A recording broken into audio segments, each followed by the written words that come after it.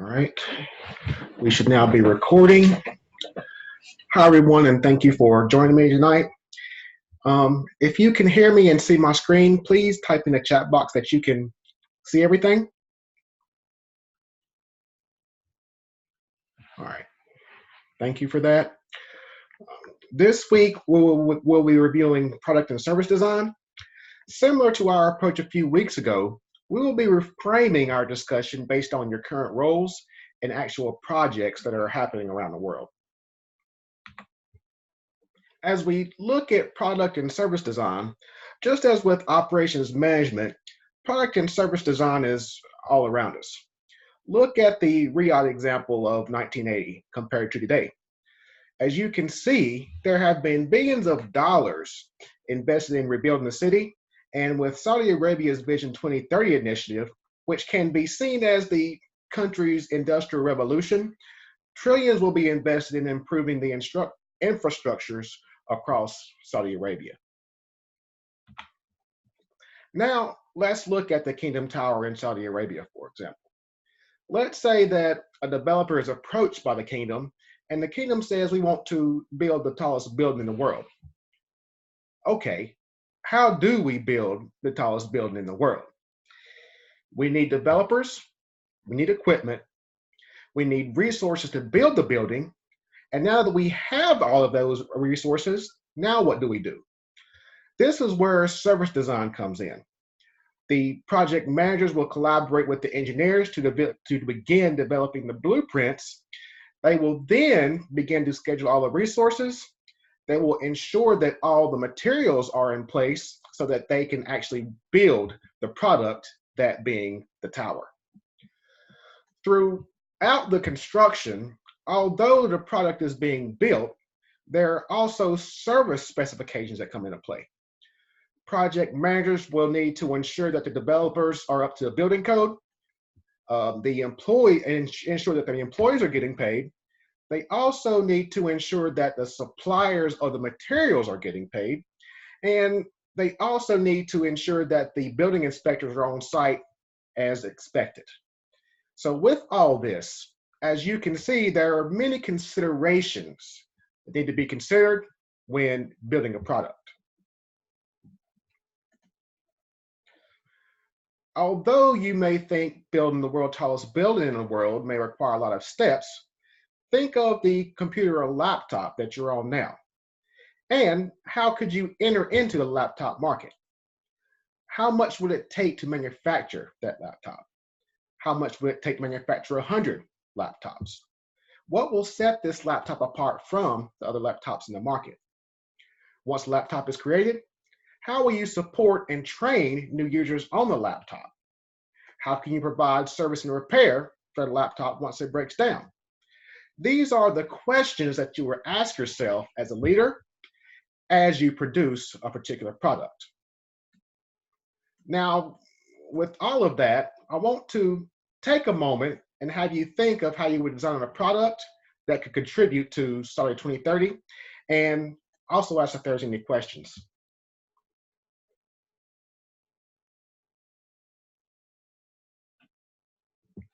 Okay. So we've looked at it from a product standpoint. Now let's look at it from a completely service-based perspective. With new organizations arising within your respective markets, you can offer an intangible good such as your knowledge and education, such as what you're learning here in operations management. And given that we're learning about ways to increase operational efficiencies, you could open up a consulting company that offers lean services and Lean Six Sigma that solves customer pain points within a particular industry. So, for example, you could consult with a construction company to identify more efficient ways to construct buildings and look at more efficient ways to actually reduce labor costs. Also, you could look at a retail space and look how they could extend their global reach using social media. Using those examples, what other types of services could you provide with Saudi Arabia as they continue to expand on their infrastructure? Any thoughts, you could type in the chat box.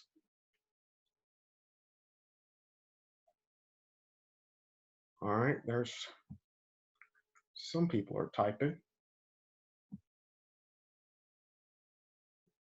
Okay, thank you for that.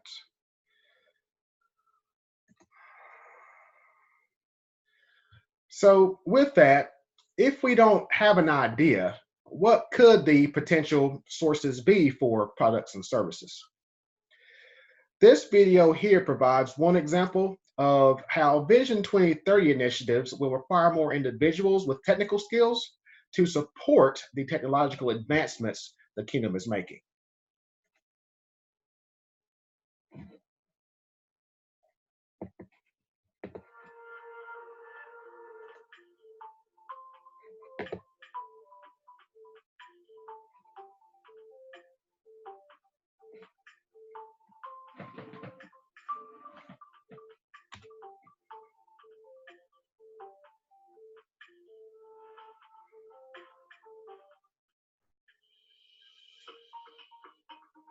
Saudi Arabia was embarking on a large transformation economically and socially, and without being able to measure and know where we are, we would have run into many risks.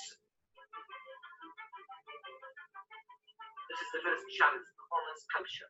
How can we encourage our public servants to think of how to measure their progress, identify targets and KPIs, and also have performance reviews frequently to be able to improve public services. We've trained over 8,000 government employees in classrooms talking about strategy development, KPI development, to make performance culture part of our daily language. There are challenges that are not only specific to Saudi Arabia, we have seen them also in some OECD countries. Measuring performance accurately and timely is definitely a challenging task. The second challenge would be data.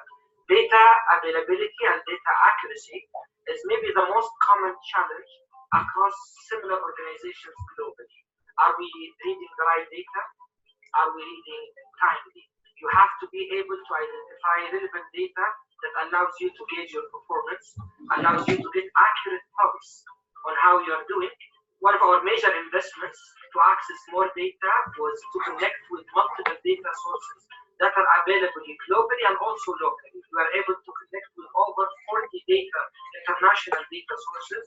We also work with internal organizations in Saudi Arabia, whether it is the statistical office or entities themselves, ministries and authorities, to integrate our system with their back-end system to be able to access data faster and also access the right data. So investment in technology allows us to access more data in a faster pace. Things that used to take months take weeks.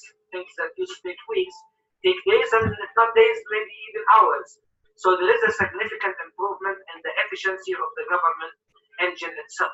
Governments today deal with multiple data sources, and the amount of data is increasing rapidly. We know now that cybersecurity and data integrity are key priorities for nations across the globe, more actually relevant than any time in the history of computing.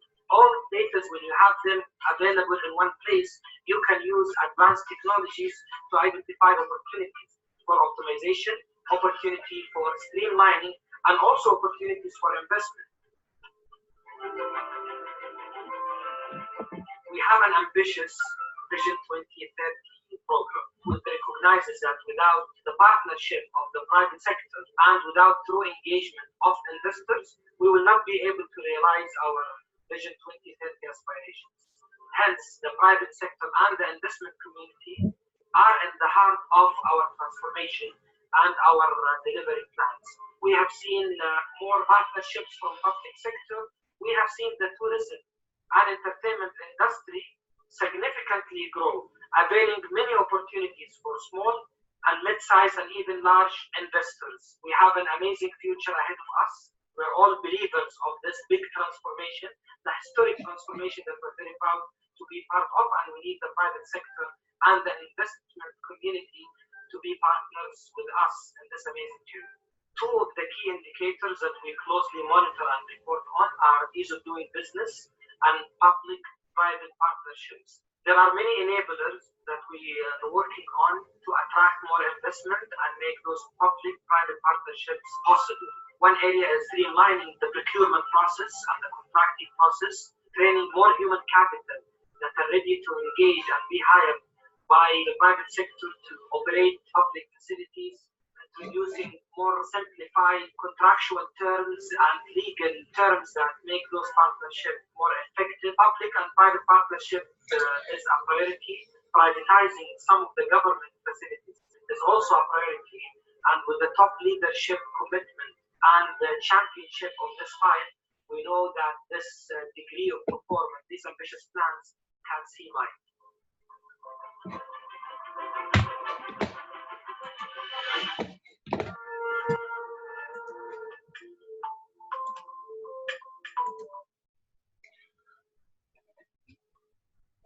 All right, so are there any questions on that video?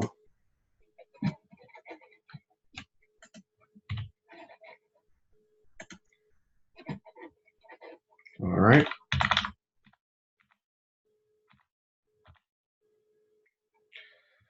Given we discussed supply chain management in previous weeks, reaching out to your network could provide the need to address the needs of pain points throughout the community. One way I've seen this occur is through lead sharing. Going back to the difference between product and service providers, you can partner with a developer in the construction industry to have them provide leads for training and support opportunities once construction is completed. Also, with the various construction opportunities going on throughout the country, you could also partner with the resource to provide quality inspections to the construction sites. Another approach would be to create what I call an ideation space. Within an organization, great product and service ideas come from your most valuable asset, your employees. Given that the employee is working with the product on a daily basis, they're also delivering the service on a daily basis. Incentivizing the workforce not only empowers your employees, but it creates an innovative, market-leading organization.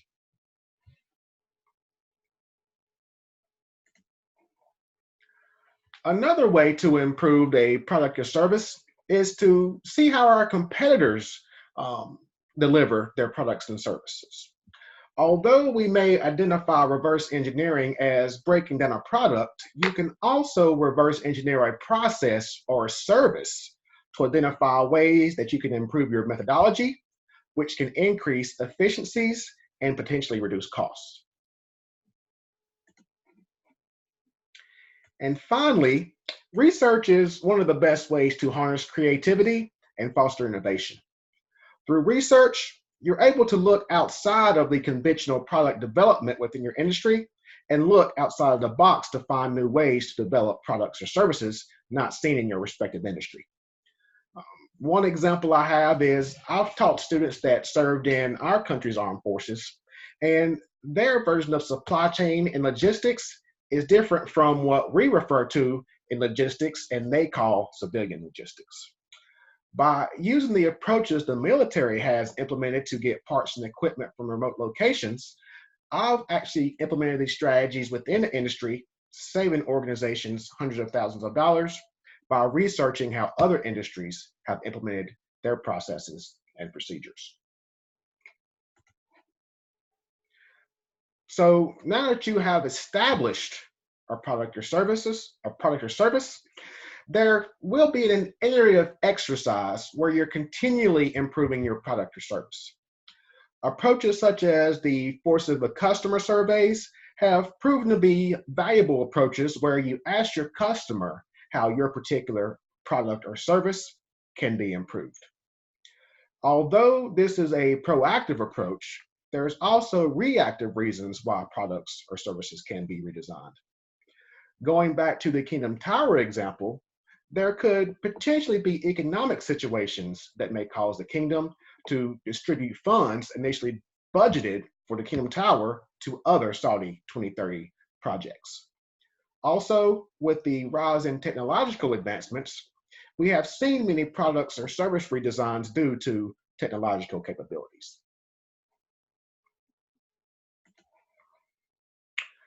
Another reason for redesign is due to sustainability.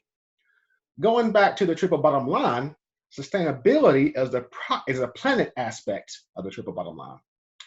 In some cases, political forces also impact reasons why organizations redesign products or services. For example, governments such as China, India, and Indonesia have mandated that all organizations operating within these countries practice corporate social responsibility, which is a topic we discussed in week 3. If they do not practice corporate social responsibility, the leaders of these organizations receive prison time. It is also important to note that these sustainable practices actually lead to increased profitability for organizations. A perfect example is Dr. Alex Edmonds, a professor of finance with the London Business School, conducted a 4-year study to see if socially responsible firms perform better or if corporate social responsibility is a distraction to the bottom line. In his study, he looked at how employee well-being affected the future stock returns by looking at the Fortune top 100 companies to work for. In his results, he found that the top 100 best companies to work for beat their competitors by 2.3% per year over a 26-year period. By providing evidence such as this, leaders of organizations can demonstrate how corporate social responsibility can lead to a positive impact on the organization's bottom line.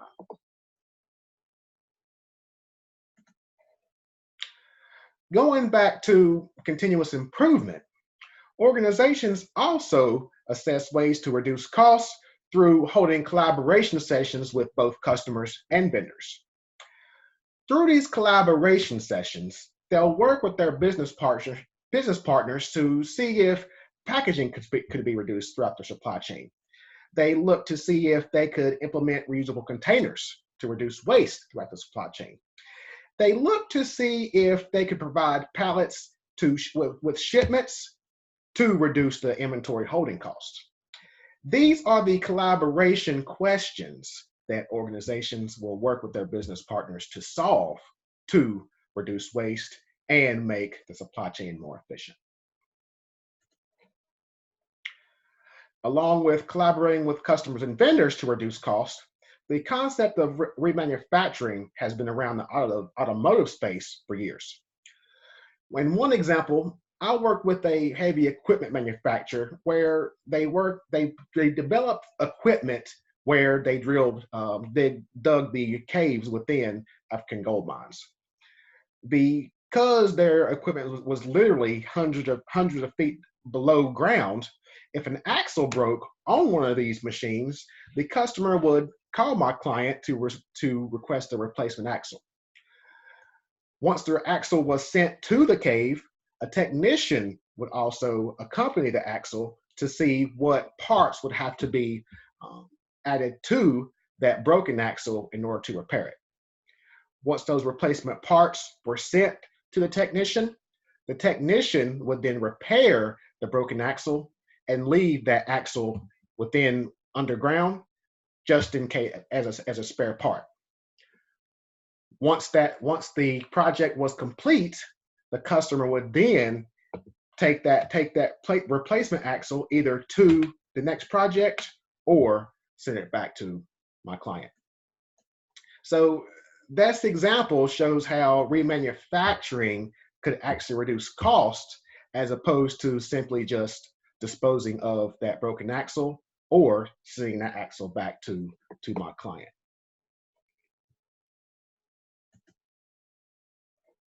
Now, let's discuss the product and service life cycles. For all products and services, there will be an introduction. There will then be a spike in demand or the growth phase. There will then be a leveling out phase or maturity phase. And then there will be a decline phase and initially phasing out. Let's take a product that everyone is familiar with, such as the iPhone. When the first iPhone was introduced, there was an introduction by Steve Jobs. And although the curve may be a little more elevated as depicted in this picture, there was immediately a growth phase soon after that introduction by Jobs. Once the iPhone 2 was announced, the iPhone 1 version then reached a maturity phase. And then once the iPhone 2 was released, then the iPhone 1 reached that decline phase, and then it was eventually phased out and replaced by the iPhone 2. Now, in this example, this is a typical example for products in that a previous version will be replaced by a different version. But from an overall product perspective, let's look at VHS tapes and VCRs. The VCR was introduced back in the 1960s, so their introduction phase was back in the 1960s, and they reached their growth phase in the mid-1970s.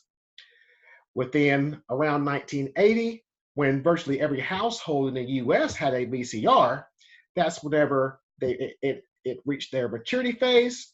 And then eventually, once the DVDs were introduced to the market, then VCRs eventually reached their decline. And overall, you can't really find a VCR within any store once you're shopping.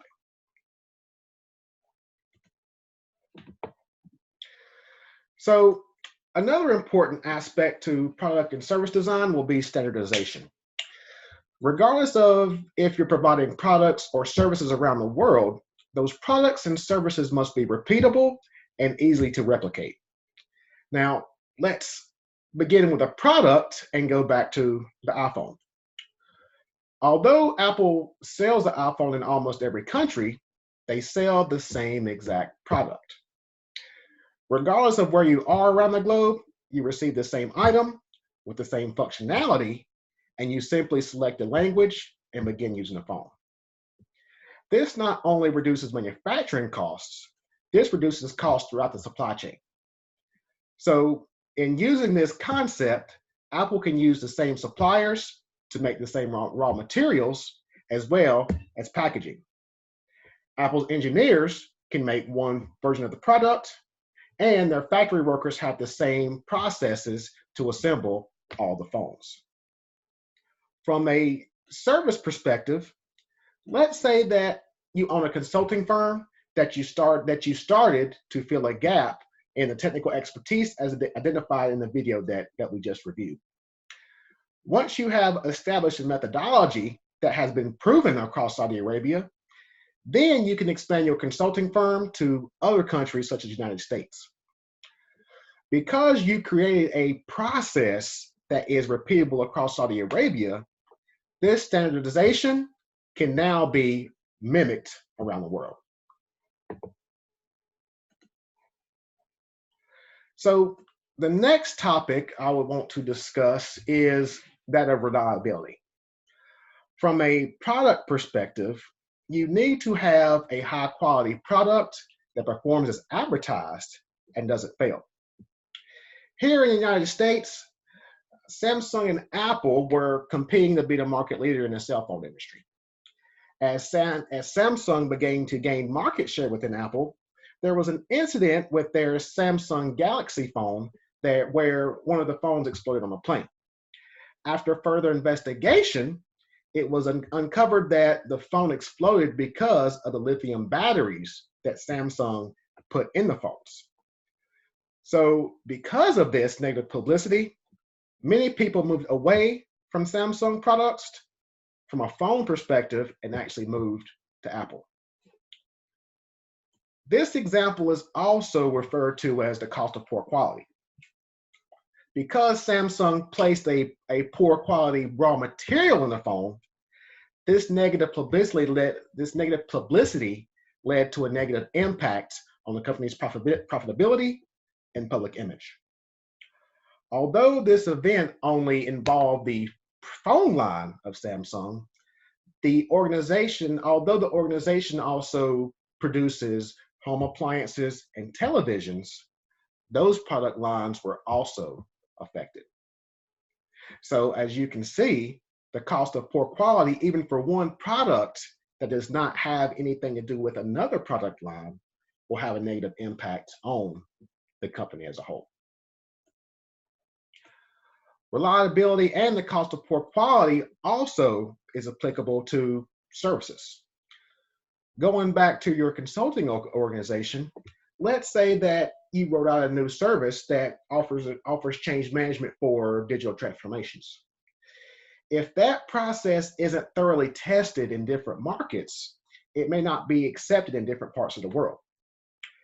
Although with the popularity of social media, let's say one of your clients posts a negative comment for this new change management service.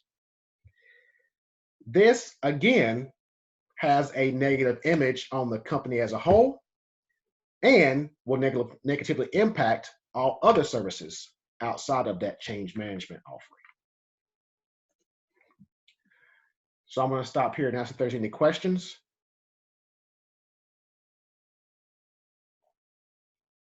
Okay. So to summarize product and service designs, you want to have a product or service that represents your organization. Consumers want to see that a product or service is aligned with why the company's in existence. Because consumers don't want to see that you started a company to make a lot of money. They want to see that you started a company because you were passionate about the product or service, you wanted to feel a need for the market, or you wanted to make a difference in the kingdom and the world. During this process, although the primary objective should not be to make a lot of money, you also need to assess whether the products or processes are cost effective so that you can pay your employees and also keep your lights on. So as we wrap up this session, although there is indeed differences between product and services and service designs, I would also want to say once again that product and service designs go hand in hand. What I mean by that is that there's tremendous opportunities throughout the kingdom with these Saudi 2030 initiatives.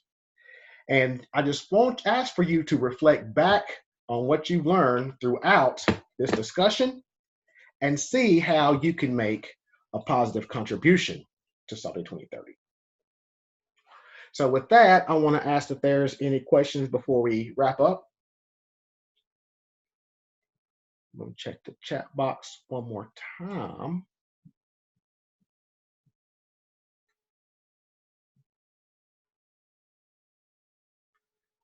Okay, so there's no questions.